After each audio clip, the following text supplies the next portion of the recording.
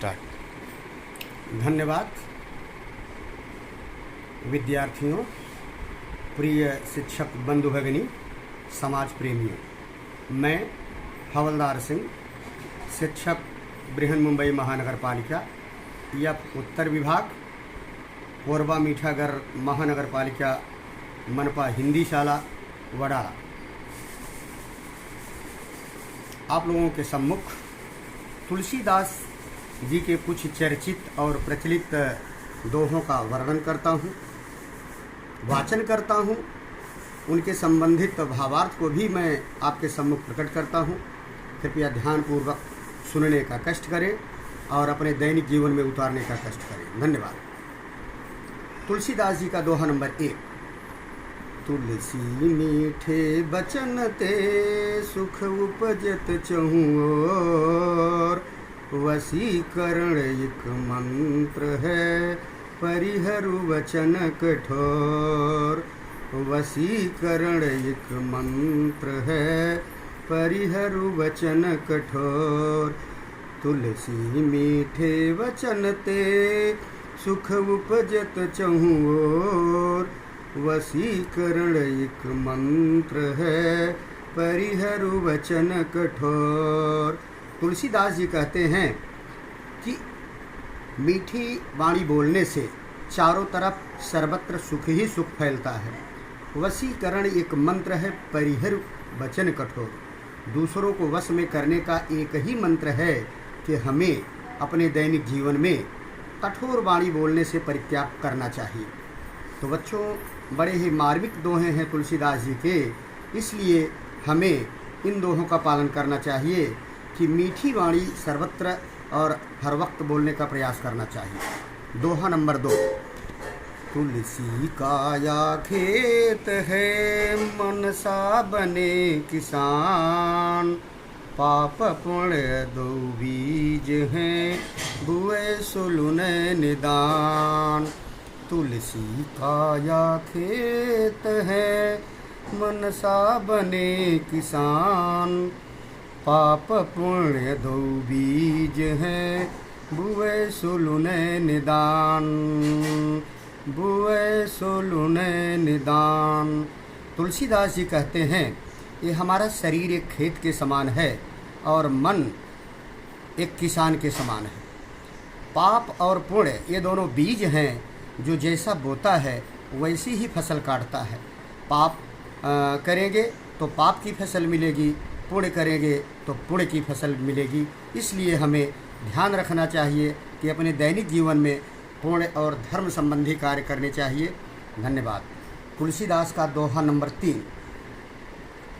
तुलसी पावस के समय धरी को किला मौन, अब तो दादुर बोली हैं हमें पूछी है कौन। तुलसी पावस के समय धरी को किला मौन, अब तो दादुर बोली हैं हमें पूछी है कौन। तुलसीदास जी कहते हैं पावस माने वर्षा ऋतु। वर्षा ऋतु के समय कोयल मौन धारण कर लेती है, क्योंकि उसे मालूम है कि वर्षा के समय में मेढक ज़्यादा हो जाते हैं। जब मेढक बोलते हैं तो मेढक की इतनी कड़वी आवाज़ में उसकी कोयल की आवाज़ सुनने वाला कोई नहीं होता है।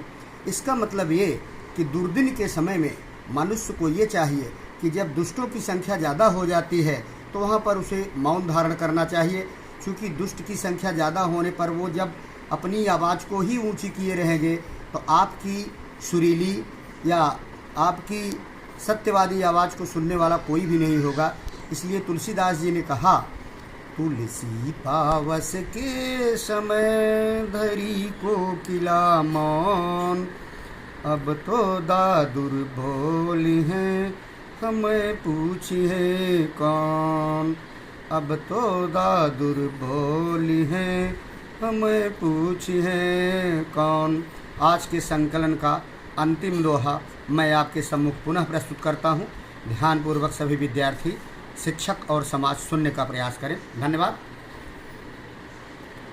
आवत ही हर से नहीं नैनन नहीं सने, तुलसी तहाँ न जाइए कंचन बरसे में, तुलसी तहाँ न जाइए कंचन बरसे में। एक बार फिर से ध्यान से सुने। आवत ही हर से नहीं नैनन नहीं सने, तुलसी तहाँ न जाइए कंचन बरसे में, कंचन बरसे में। तुलसीदास जी कहते हैं कि जिस जगह जाने पर, जिस जगह आने पर या किसी जगह जाने पर ही हर्षे नहीं, उसके हृदय में प्रसन्नता ना हो जाए, नैनन नहीं सने हैं, उसके आँखों में प्रेम के आंसू न बहने लगे, तो तुलसी तहाँ न जाइए। अगर व्यक्ति ऐसा बर्ताव नहीं करता है तो वहाँ पर हमें भूल करके भी नहीं जाना चाहिए। कंचन बरसे मेह, चाहे वहाँ पर सोने और चांदी की भी बरसात होती रहे।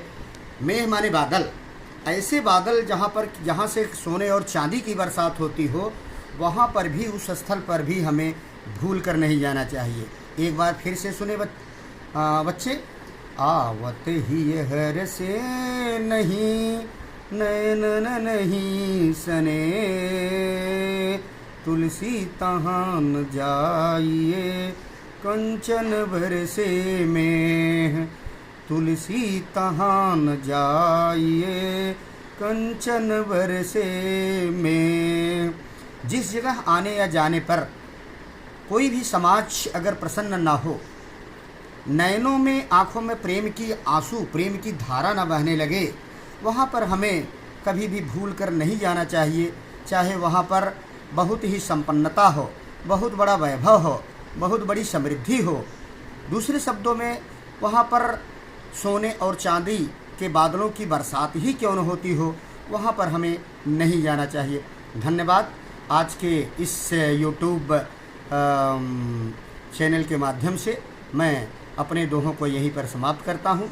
थोड़े समय बाद या बाद में मैं पुनः एक कविता का प्रसारण करूँगा शंभुनाथ श्रीवास्तव की, कदम मिलाकर साथ समय के चलना ही पुरुषार्थ है, थोड़े समय के बाद। धन्यवाद। जय हिंद, जय भारत।